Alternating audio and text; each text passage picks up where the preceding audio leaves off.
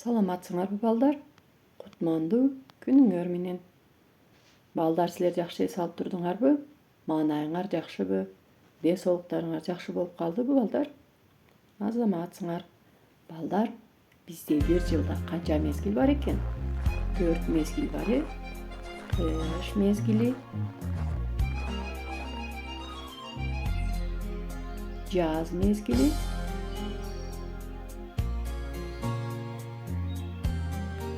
жай мезгили,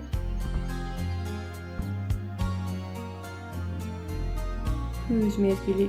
Азыр бизде күз мезгили жүрүп жатат балдар. Ал эми бир аптада канча күн бар? 7 күн бар экен. Жуманын биринчи күнү дүйшөмбү, экинчи күнү шейшемби, үчүнчү күнү шаршемби, төртүнчү күнү бейшемби, бешинчи күнү жума, алтынчы күнү ишемби, жетинчи күнү жекшемби. Азаматсыңар балдар. Балдар, биз бүгүн силер менен айлана чөйрө менен таанышуу сабагынан өлкөбүзгө саякат деген темада сабак өтөбүз. Биз балдар кайсы мамлекетте жашайбыз билесиңерби? Албетте, Кыргызстанда жашайбыз. А Кыргызстан абдан тоолуу өлкө балдар.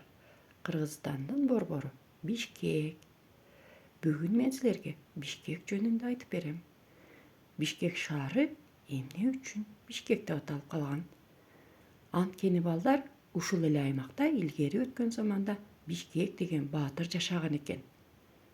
Ал абдан кайраттуу баатыр болгондуктан Бишкек шаарын Бишкек деп аталат. Бир убакта Бишкек шаары Фрунзе деп да аталчу экен. Бишкектин аянты балдар Ала тоо аянты деп аталат. Ал жерде мамлекеттик тууну атайын аскерлер күзөт менен кайтарышат. Эгемендүүлүк күнү, Норуз, аскер парады, жаңы жыл жана көптөгөн мамлекеттик иш-чаралар мына ушул Ала тоо аянтында өткөрүлөт.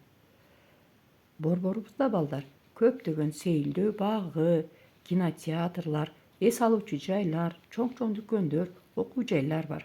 Кыргызстанда көптөгөн улуттар жашайт. Орус, казак, өзбек, татар жана башка улуттар жашашат. Балдар, ал эми Манас баатырдын эстелиги биз айткан Ала тоо аянтында жайгашкан.